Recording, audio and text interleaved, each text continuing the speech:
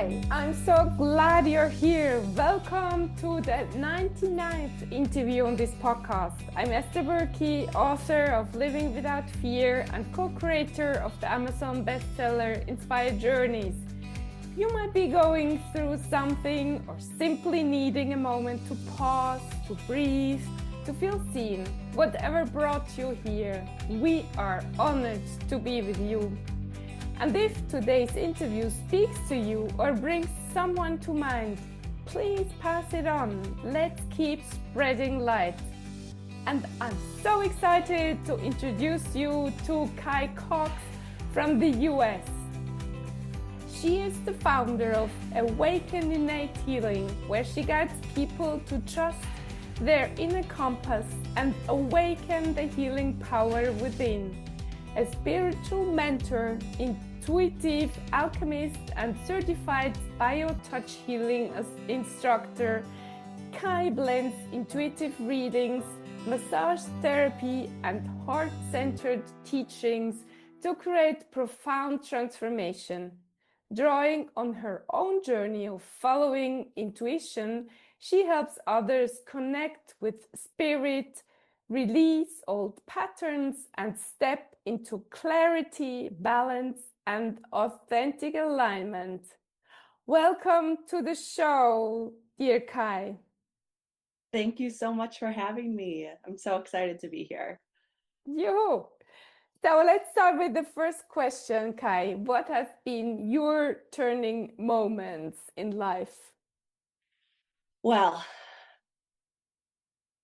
I actually just thought of from the very beginning. So I think I'm going to start there. Um, when I was really little, I thought we all saw spirits and just didn't talk about it. Like it was just something we don't talk about. So I was like, oh, okay, we just don't do this. And then I shut it down.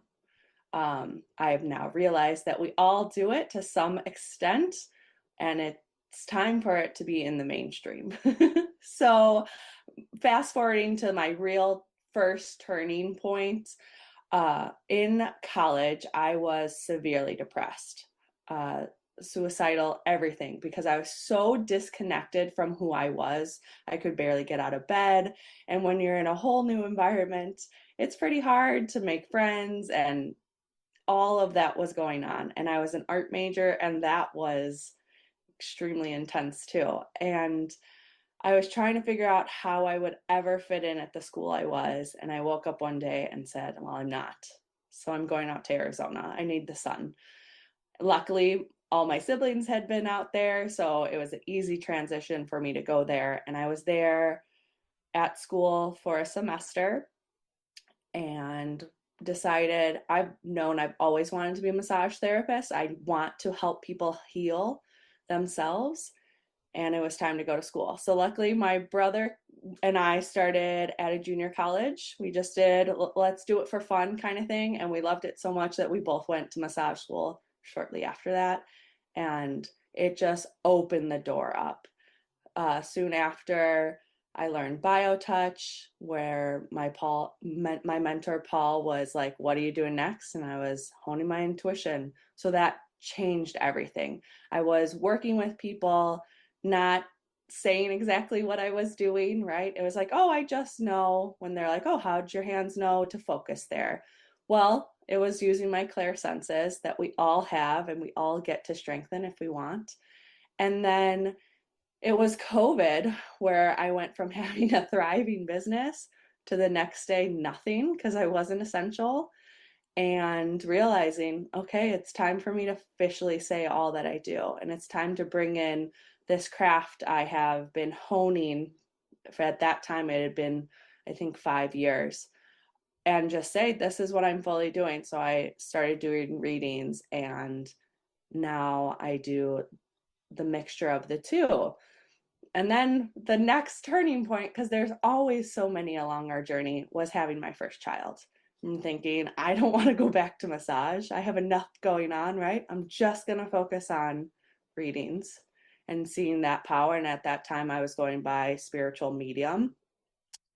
And then it was all the things in my life adding up. and then the loss of my mother that just made everything so clear once I got past the grief stage. So lots of turning points to make me who I am today. It was only recently that I stepped into the role of intuitive alchemist. I had been wanting it for 5 years. I'd been wanting to meet another alchemist. And then I just decided it's time. It's time to say what you really do. And I feel like they're coming up everywhere now, which is so exciting. Wonderful. Kai, what do you think makes us so difficult to tell others what we do, what we are? Why do we want to hide? Right. I think it has to partly do with in our lineage, it might not have been safe, right? So that's written in our DNAs. We are so lucky to inherit that so that we get to break it. And that is a really hard cycle. And we're the ones that get to say no more, which is exciting, but also it's heavy and it's a lot. And then when you bring in factors like women being divided from witch trials, right? You go back to that and, oh, is it safe to be me, or will I be persecuted for my beliefs, right? There are so many things that weigh down on us. And then you get into just normal oh, I can't say that word right now, just the normal media of what we find acceptable. And then you get to say, oh, am I ready to go against this? Am I ready to walk upstream? And some people do, and some people don't. And there is no judgment in that. It's just, where do you feel like you can be your authentic self? Because there's nothing wrong with being your authentic self just at home and then you go to work and you be someone else, right? We all do everything to survive. But you also, and if you're hearing this and it speaks to you, have the invitation to just be you, whatever that means. If it's weird or witchy or crazy, as some might say, you'll find what actually means to you, but find the verbiage that actually fits what you're doing. It's scary. I experienced it's scary to be me. Absolutely, right? Because who knows what others are going to think. And part of that has to do with shadow work. Are you ready to bring out, shed light on all the elements of you? Because if you start a little bit, you want a little bit more. It's like the book, if you give a moose a muffin, right? You're going to want more and more. And is that something you can handle? And you absolutely can, but it's terrifying. What do you say to people? I was a real intellectual person and I didn't want to show my sensitive side. I wanted to be strong. And if people are listening and they are like me, what would you say, Kai? I think that comes down to your definition of strong, right? Where does your strength come from? Because are you feeling you're strong at something because you've been told through the system, oh, you're good at this, you're good at playing the system, you're good at school or whatever it is? Or are you able to look at what brings you joy and see that as strength, right? Can you just try? Can you try and be bad at something and realize there's no judgment there, but you at least tried?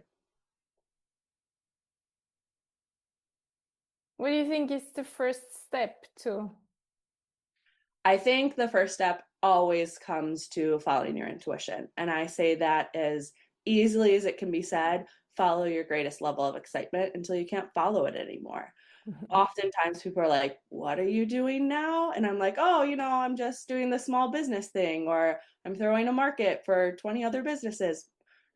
And that's simply because it feels exciting. I got the inspiration from what I say is my team. If you're not ready to say that, say you got the inspiration from somewhere and try and release the outcome. Maybe you'll fail. Maybe you'll be amazing at it. And honestly, that part doesn't matter. It's the fact that you stepped out. You were like, here's my light. I'm going to shine it. And I invite you to shine yours as well. Hmm. And if you yourself, you feel that there's a new chapter or something, how do you deal with it to do the next step? I think that's when the pause comes in. If you're like, oh, something new is coming, well, you can try to force, you can force, and end up being exhausted and just, well, I tried. Or you can pause, get really quiet and think, okay, I'm going to let my body feel through this. So changing the thought forms we're using. Well, how do I think I can do this? To how can I feel my way through this? How can I feel at ease doing this? So that you can really just be effortless and try. So, do you think exhaustion is the sign of you're on the wrong path? I think there's many signs, right? Exhaustion can absolutely be it. Depression can be it. Anxiety can be it. Letting stress dictate your life can absolutely be it, right? And we kind of lump all of those things into burnout. Well, burnout just means we've been numbing, to me, we've been numbing the messages from our body, from our spirit, from our soul for so long that we just say, throw my hands up in the air, enough, I can't do this. And then you get to decide, okay, am I going to just take that pause and keep going the route I was going and have that burnout cycle? Or are you going to try just one thing different? Oh, I'm going to put in a gratitude act in my daily routine so that I know I'm in the vibration of gratitude and that's going forward into everything I do and it's coming back at me from everything I do. Or finding something, or adding love, saying things you love about yourself, right? There's such simple things we can try that will change the directory of what we're doing. Right. For me, fear was the biggest, I don't know how to call it, but it was always fear there, and I didn't go further. So if someone is listening and fear is the biggest struggle, what would you say to this person? So if fear is like your driving force, let's start making small changes by simply asking, am I doing this out of fear or am I doing it from love? Because those are the opposites, right? So if everything we're doing is fear, if we're like driving down the road fearful of everything that's going to happen, okay, can we bring in one thing we love about driving? Oh, I get to see things. I get to get there quicker, right? Just bring in. And then when it comes to making decisions, especially when it comes to like what you're doing for work or how you're making decisions for your children, it's so simple and yet it's so hard at the same time sometimes to say, is this from fear or is this from love? My family recently went through this because we're homeschooling our children. And I think we started making decisions from fear, like, oh, we need a curriculum so that we know that they're getting the right information, right? And then my husband and I talked, is this from fear? And we're like, absolutely it is. The fear of not giving them enough, not providing what they need. And then when we come from the message of love is they've done everything else up to this point, they're gonna be okay. They're eventually gonna want to learn to read. They're going to want to because we're gonna build an environment that is loving to project that. And that's, can be applied to every scenario. Do I like this job or am I fearful I won't get another one? If it's that, okay, get quiet. Where can I bring a message in? And it can be from any of your bodies. So physical, emotional, spiritual, um, energetic, right? It can be from your soul team, your spirit guides. If you speak to those kind of things, it can be from your angels, your higher self. It can be from the universe, or you can just say it came in. It was my higher intelligence that brought me this information. It doesn't really matter what term you use. It matters if you honor that message that you're getting. Okay, this was from fear, and that's okay because there's no judgment there. How do I transform to love? Hmm.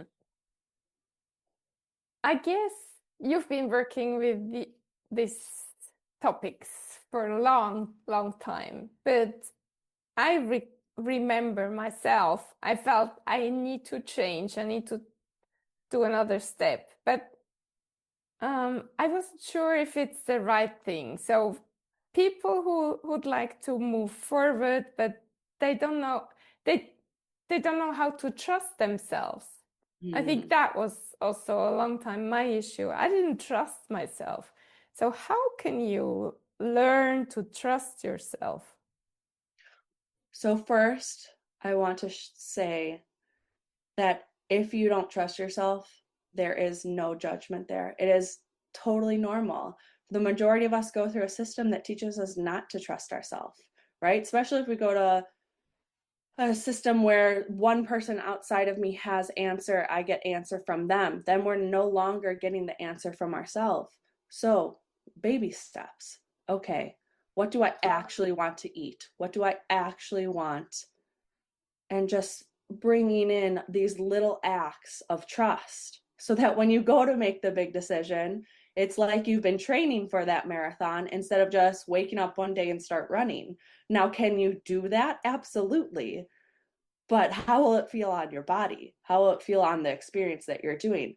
So, bringing in little acts of trust to come back to who you were always meant to be, honoring the voice inside of you, discerning between ego and spirit. That's a huge thing because ego is the driving force for a lot of us. And ego is there to help us stay safe. Ego is very important, but it doesn't have to drive our life, just like fear, right? Ego is always looking out for fear. You walk in a room, ego senses, am I safe?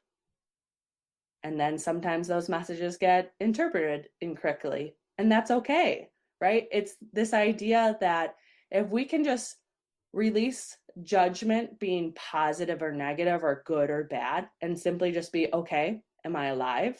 And then what do I want to thrive? That's how I feel like we can learn to trust ourselves again. But first, let go of this idea that you're wrong for not being able to trust yourself. It's totally normal. That's what happened with me in massage school. In high school, I talked about how I wanted to be a massage therapist, and so many people were like, "You can't do that. That's not a thing you go to school for out of high school." Like around here was you go to college. And my mom was a little unsure, like there are going to be some tricky situations if you start so young. And she was right. There were tricky situations, and I trusted myself enough to get through them. You said take baby steps, and you mentioned, for example, food. So, which areas can you also use to take baby steps? One of the best recommendations I have is go for a walk, right? Whatever season it is, go for a walk and let there be no destination in mind and just say, should I go left here? And listen to your body. Maybe you do a sway test, which is your body telling you it's going towards yes or it's coming away from no, or just get really quiet. Do I want to go left? So you're getting yes or no answers. Do I want to go right? It's not, should I go left or right? Because then it's like, yes. So getting those simple yes or no. And it's really easy to do that for a walk, or if it's too cold outside, go for a drive mindfully, right? Maybe in the neighborhood. You don't want to be like on the highway. Oh, should I go right here? Um, but just be in awe so that you can be amazed at what you see, right? We can really step back. You could take the same walk you actually take every day, but since it's being guided from something higher than our physical self, we might see something we've never seen before. I absolutely love going out for those walks and be like, all right, spirit team, what do you got for me today? And I'll notice a flower or a detail about a house that I've never seen before, and yet I've walked by hundreds of times. So it's those really small acts. Or for your clothes, even, what energy do I want to bring in with what I'm wearing, right? Where do I want to go with this? And just trusting, okay, these are just little steps. And remembering there's no right or wrong. If you end up going right and you should have, by some reason, gone left, everything's going to be okay. I love that, Kai. I really love that. I'm so happy to hear it. And let's talk a little bit more about fear. How do you cope with fear of failure, for example? Okay. I want to come back to our bodies, right? I would get really quiet because, again, that's what I do for most things, and simply ask because it is a conversation that you're having with yourself. Where do I hold fear in my body? And like just feel, okay, do I feel it in my back? Do I feel it in my knees, my ankles, whatever it is? There's no right or wrong, once again.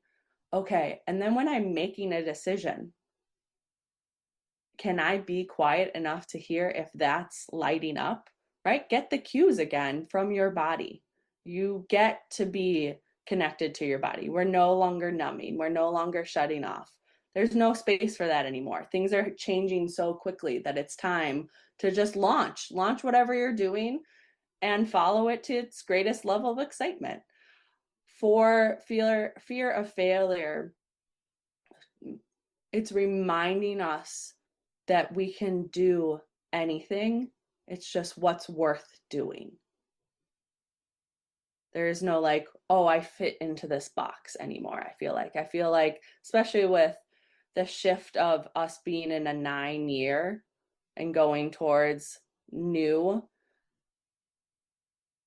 it's time to really see those old patterns just wipe away, and how can I make more space for play and for what I actually want in my life? So if you're faced with, I have no idea what my next step is, sit down, write ways that you can play. One of my greatest things is writing, if I wasn't afraid, I would. And you just see what comes out. And then you pick from that list, oh, today I want to dance. And I'm going to be goofy and I'm going to be silly. And I know that I'm bringing that up so that I can move through something, or I can just be my authentic self. And then maybe the next day, today I want to paint. Today I want to go for a walk. Today I want to meditate. Whatever it is, there is no right or wrong. It's just, can I get that message? Can I be a part of that conversation? Right? Because oftentimes we see it as I receive messages and then I decide to act on it. Well, no, it's actually a conversation, whether with your body, with your spirit team, of, hey, here's this message for you. Are you going to be a part of the conversation? And then in turn, hey, team, hey, body, here's my question for you. What do you got? Right? Being a part of the actual conversation. That's huge. That will get you past fear. I remember Beautiful. in high school, I could never speak. My speaking classes, I was like, oh, this is the absolute worst. I accidentally signed up for broadcasting, and my teacher told me, you will never be on TV. And I said, okay, like, sounds good, right? Let's carry those fears with us. And then I decided, no, I like speaking if I get to speak about something I love. So, how do you thank the lessons you've learned in your life from other people, them being mirrors for you, to be like, hey, is this your truth? And you get to be like, not anymore. Beautiful. Let's go on with fears.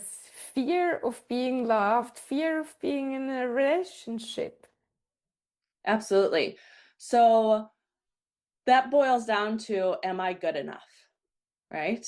And how do we show ourselves that we're good enough? Fall in love with yourself. I I am a practicing witch by doing rituals and spells. But back when I was in the dating realm, I didn't feel like I was good enough. And I had this inspiration, write down all the reasons why I don't think I'm good enough and burn it. It just came in. It wasn't like I looked it up, right? And everything changed then because I stopped waking up and telling myself the story that I'm not good enough. And then I decided I'm going to date myself. I'm going to fall in love with myself.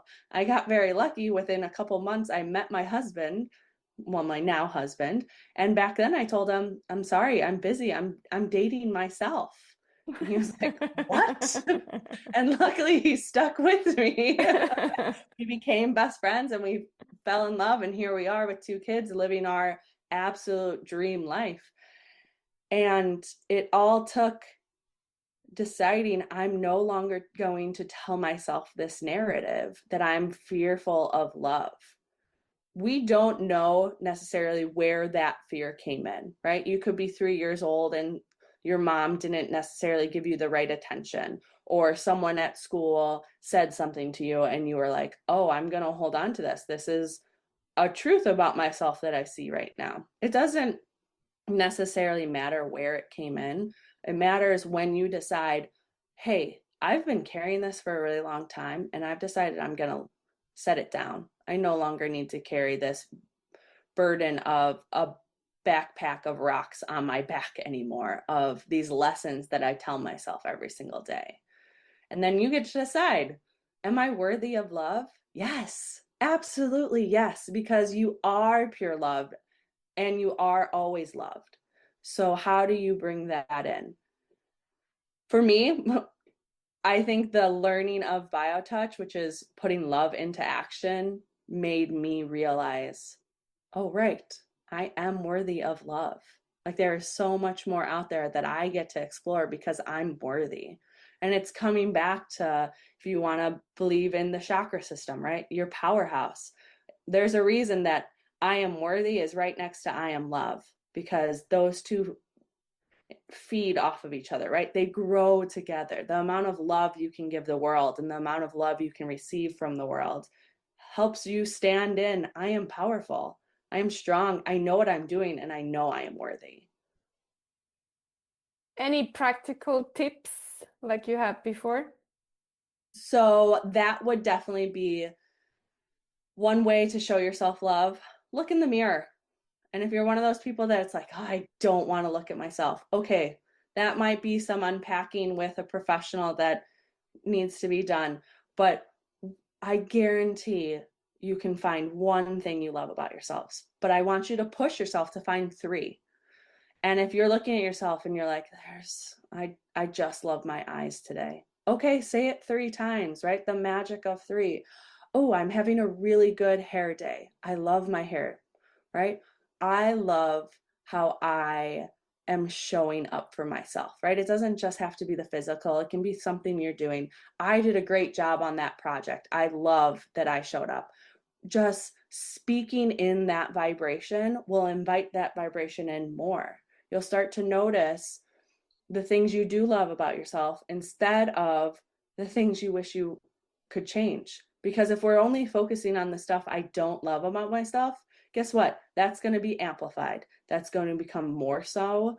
And it's just going to be where your thought patterns are. So let's redirect that. Let's start the wiring of these are the things I actually love. So starting your morning off while you're brushing your teeth. I'm not even saying you have to add any time to your day. We all brush our teeth. Say 3 things you love about yourself. I would invite you to say them out loud so that you're actually putting vibration behind the things you are speaking. But if for today you can only say them in your head, okay, that's okay. There's no judgment there. And guess what? If you go on a streak of for 2 weeks, I did an amazing job. I said 3 things I love about myself, and then I woke up and I forgot. Be gentle with yourself. It's okay that you forgot. When you have the memory, come back to it. I also do it with the drapes. I say 3 things I'm grateful for because the vibration of grateful and love are right next to each other, right? They're vibrating similarly. So I wake up and I open the drapes and I say 3 things I'm grateful for, whether it's in the right now, happened in the past, is going to happen. I always say 3 things. And that's a really good visual of if you walk into the room and the drapes aren't open, there's no shame in that. We're out of the shame cycle. Just open them when you have the awareness and have that moment when you can. Okay, the drapes are closed. I'm going to open them. It's 5 o'clock in the afternoon, and guess what? I'm going to open them. And I'm going to be amazed at what I see out there. And I'm going to say 3 things I'm grateful for. And I'm going to release the idea that I have to feel shame if I made a mistake. Because you don't. There's some reason that you didn't do it that day. Or you didn't do it for 4 months and then you remembered. Well, guess what? Let's celebrate the fact that you remembered instead of the fact that you forgot for so long. Because that's, again, rewiring to see the love. Celebration. And a lot of us don't celebrate enough. It's hard to celebrate, right? If you're fearful, it's really hard to celebrate your accomplishments. You might be the type of person that when someone gives you a compliment, you're like, oh, well, I got to give you a compliment back, or I don't know how to accept that. Okay, well, let's try. Let's try accepting gifts. Let's try accepting the beauty that is all around us and that we can celebrate. That's so beautiful, Kai. Do you want to add something to Um, close our conversation? just out of everything we said, if you can just try for today, something that might have felt scary before, and just live in your authenticity where this feels scary, but I'm going to try until the point where it's like, I love doing this, right? Just keep, it's like books, keep picking up the next one that feels exciting, and know the difference between nervousness, where it's exciting, like those butterflies in your stomach, and a message from your body being like, get out of here. Those are very different things. So get quiet enough to hear what your body's telling you, what your spirit team's telling you, what your higher self has to say. And you can do anything. Thank you. Beautiful, Kai. Thank you so much. This was so much fun. And thank you, dear listener, for spending your precious time with us today. You are amazing, and you are a gift to everyone who crosses your path. And if no one has told you this today, let us say it again. You're worthy, you deserve to be loved, and you matter. Have an amazing day, and I'll talk to you